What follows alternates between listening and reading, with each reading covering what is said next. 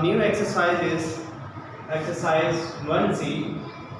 In this we have to show that which thing is directly proportional and which is inversely proportional. In the first exercise, exercise 1A and 1B, there were the example of and the question were the directly proportional. But now I will solve and I will tell you that what is the inversely proportional. For example, you are going to school with a speed of 40 km per hour, but the time taken by the car or bike is 4 minute. कि अगर एक car या motorcycle या bike जो है वो 4 minute लेती है और वो 40 किलोमीटर की स्पीड से ट्रैवल कर रही है, तो टाइम कितना लेगी? 4 मिनट। अगर वो स्पीड बढ़ाते जाएंगे तो उसका टाइम कम होता जाएगा। इसी तरह आपका डिस्टेंस भी कम होगा। ये है इन्वर्सली प्रोपोर्शनल के इन्वर्सली प्रोपोर्शनल मीन्स कि जिसमें हम एक क्वांटिटी बढ़ती जाए और दूसरी क्वांटिटी कम होती जाए, कि एक क्वांटिटी बढ़ जाए और दूसरी क्वांटिटी कम हो जाए, तो इसको हम क्या कहते हैं? Inversely proportional.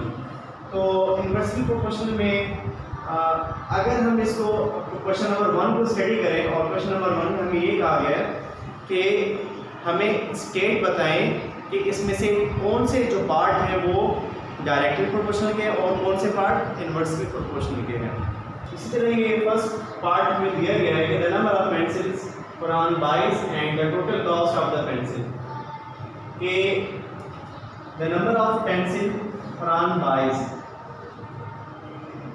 Farhan number of pencil खरीदता है तो उसकी कॉस्ट कितनी होती जाएगी? देखें, जितनी पेंसिल बढ़ती जाएंगी उतनी कॉस्ट ज़्यादा होती जाएगी। It's mean the number of pencils are directly proportional to the cost of the pencil. So number of pencil is directly proportional. आप ये साइन भी यूज कर सकते हैं और ये फुल फॉर्म भी लिख सकते हैं, डायरेक्टली प्रोपोर्शनल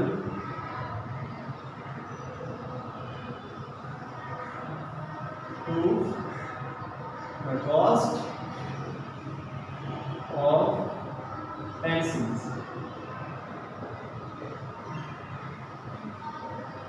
और इसमें हमने थोड़ा एक्सप्लेन भी करना था कि किस तरह ये नंबर ऑफ पेंसिल्स और आगे लिखा हुआ है कि आपकी state the assumption made in each case. Assumption बताएंगे इन ईच केस क्या होगी कि तमाम पेंसिल जो है आपके पास आइडेंटिकल है, ऑल पेंसिल्स। यहाँ पर मैं अजम्पशन लिख देता हूँ,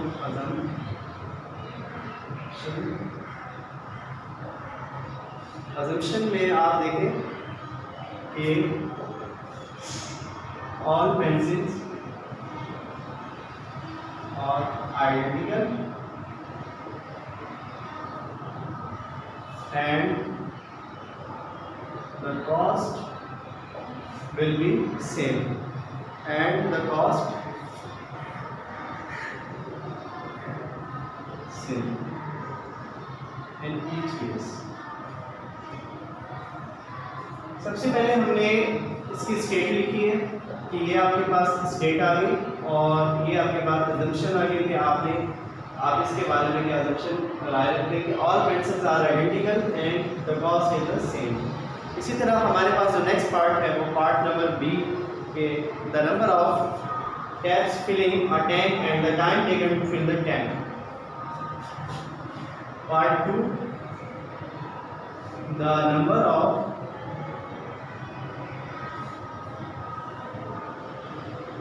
taps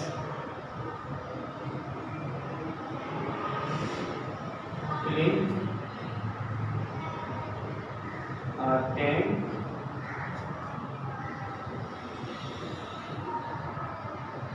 and the time taken to fill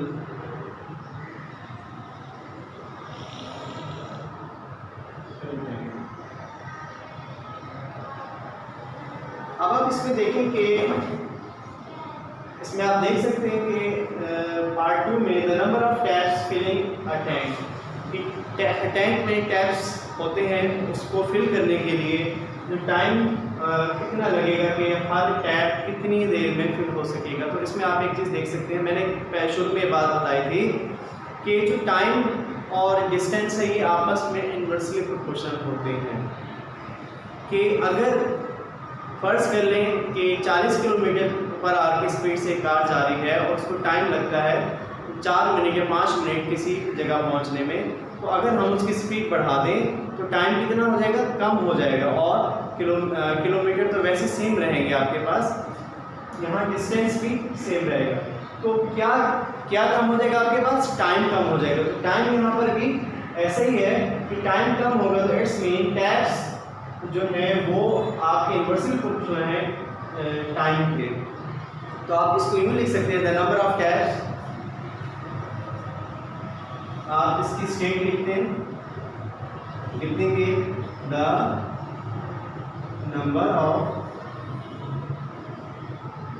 taps filling a tank is inversely proportional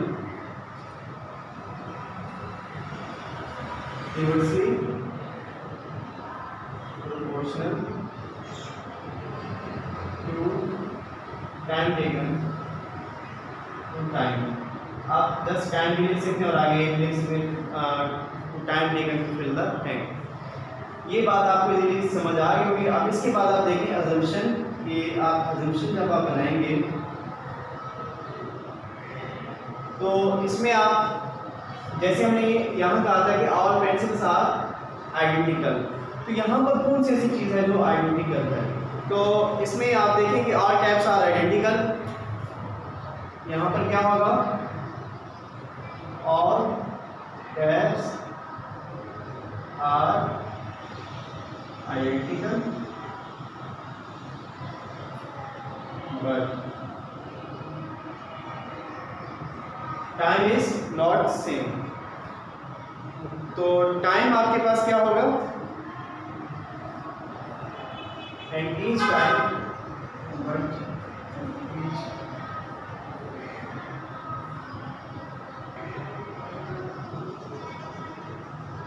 in each step time takes same different।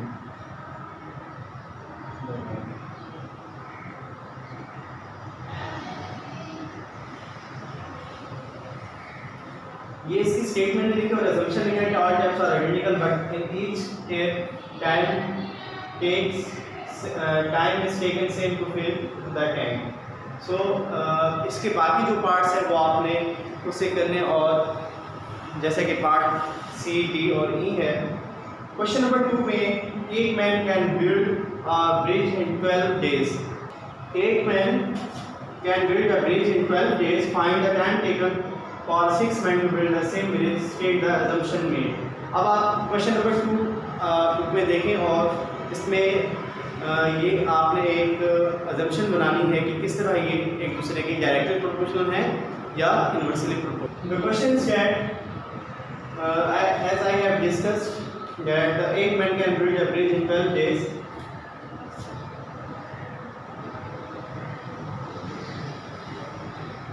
So I have made the assumption here that the number of men is inversely proportional to the number of days to build a bridge। 8 men build the bridge in 12 days। First of all, what is the assumption कि अगर 8 आदमी एक bridge को build करते हैं, तामीर करते हैं, तो उसके लिए कितने दिन लगते हैं, 12 दिन। अगर अब देखिए जितने आदमी बढ़ते जाएंगे तो उतने दिन कम होते जाएंगे, और जितना आदमी कम होते जाएंगे दिन उतने बढ़ते जाएंगे। इसी तरह ये क्या है, इन्वर्सली प्रोपोर्शनल है। देखिए कि जो फर्स्ट स्टेटमेंट है आपकी बुक में कि एक man can build a bridge in 12 days, 8 men can build a bridge in 12 days. तो 1 man, एक आदमी कितने दिनों में ये बिल्ड कर सकता है ब्रिज। तो 12 मल्टीप्लाई 8 कर देंगे हम, तो इसी तरह find the time taken for 6 man to build the same bridge. अब हम टाइम वो फाइंड करेंगे कि अगर 6 मैन हो तो कितने दिन में हम ये ब्रिज बिल्ड कर सकते हैं। यहाँ पर 6 लिखेंगे,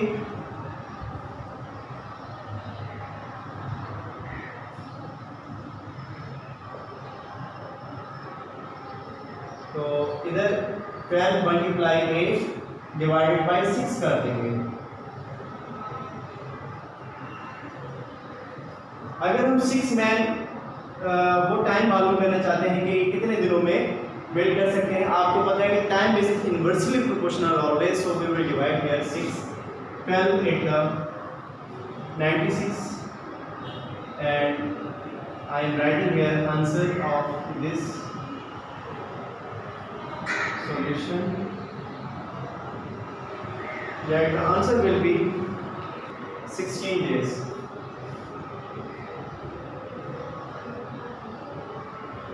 A 6 man can build the bridge in 16 days. So this was the question number 2 and the question number 3 and question number 4. I will solve only one question from question number 3 and 4 and you have to do it yourself, the remaining question. So question number 3 is that question number 3 में आप देखें कि if x is inversely proportional to y, if x is inversely proportional to y and x is equal to 40 and y is equal to 5, अगर x आपके पास solution x आपके पास inversely proportional है y के, inversely proportional mean this value is inversely proportional to y।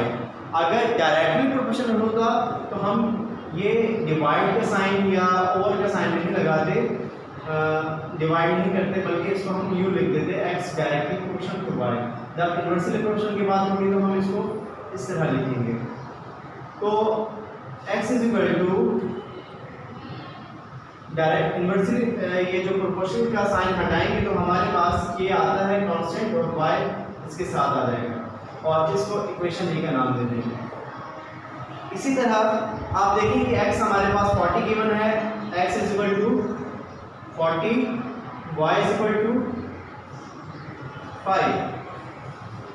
अब आप देखिए कि यहाँ इस इक्वेशन ए में पुट कर दें। In equation A becomes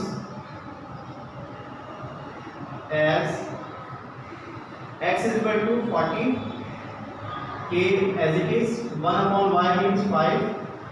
So what you will have to do, find the value of k. So k will be here and 5 will multiply it to 40, 5 for the 20 and 200, it will be the answer is the k. K is equal to 200. So and next you can find that x is equal to 200 upon y. This was the equation. अब आपने क्या करना है कि find value find करनी है x की और y आपको गिवन है, x को आप एज इट इज वैसे रहने देंगे, 200 अपॉन y आप 25 करेंगे। अब आप जानते हैं कि 25 को जब हम कैंसिल आउट करेंगे 200 के साथ तो आंसर आपके पास 8 आएगा। So x is equal to 8. And the next part is part 2, an equation connecting x and y. x and y को जो आप कनेक्ट कर रहे हैं इक्वेशन क्या बनेगी, तो इक्वेशन मैंने ऊपर लिख दिया लेकिन पार्ट यहाँ पर मैं दोबारा मेंशन कर देता हूँ। पार्ट 2 में आप ये इक्वेशन लिख देंगे x is equal to क्या होता है कि k upon 1 upon y, k into 1 upon y। तो x k की वैल्यू क्या है 200 अपॉन y। सो ये वो इक्वेशन है जो कनेक्ट कर रही है x और y को। इसी तरह पार्ट 3 में आप क्या करेंगे कि the value of y find करना है, वैल्यू ऑफ y की, और x आपको गिवन दिया गया है 400। x आपके पास 400 या y की वैल्यू फाइंड करनी है, तो आप क्या करेंगे इसमें या इस इक्वेशन में पुट कर दें। तो मैं ये इक्वेशन एज इट इज वैसे लिख रहा हूँ 200 1 अपॉन y x 200। अब आप देखेंगे कि y की वैल्यू फाइंड करिए और आपको x दिया गया है, तो आप क्या करेंगे, x की जगह 400 लिखेंगे और 1/y को वैसे रहने देंगे। अब ये 200 यहाँ डिवाइड करेंगे तो यहाँ क्या बचेगा, 200, इस 200 को इधर डिवाइड कर दें और इधर भी ये कैंसिल आउट हो जाएगा, यहाँ पर 1 2 200 आ जाएगा और ये 200 मैंने वैसे लिख दिया। और इधर देखेंगे कि आपके पास यहाँ क्या बचेगा, 1/y। अब आप क्या करें कि y को 200 से मल्टीप्लाई कर दें तो आपके पास जो होगा आंसर 200y = 1। अगर आप y की वैल्यू फाइंड करना चाह रहे हैं तो क्या करेंगे, 1 को डिवाइड कर देंगे 200 पर, तो आपके पास ये आंसर आ जाएगा कि y = 1/200। इसमें थोड़ा सा जो आंसर है वो नीचे चला गया, तो आप देखें कि यहाँ पर आपके पास जब ये इक्वेशन बन गई है तो आपको x दिया गया है और y फाइंड करना है, तो y को आप ऐसे रहने दें और x की वैल्यू पुट कर दें, 400 से 200 से डिवाइड करें तो आपके पास आंसर आएगा 200 और 1/y है, तो हमने फाइंड करना था y। तो y को फाइंड करने के लिए आपकी मर्जी है कि 200 को आप इसको उलट कर दें या पहले y को इससे मल्टीप्लाई करें और मल्टीप्लाई करके यहाँ आंसर लिख दें। तो ये आपका आंसर है y = 1/200। और जो आपको बाकी रिमेनिंग क्वेश्चन है जैसे कि क्वेश्चन नंबर 4 है एक्सरसाइज 1C का, वो आपने खुद करना है। इसी तरह ये एक्सरसाइज कंप्लीट हुई। इंशाल्लाह I will teach you in the next class that exercise 1D।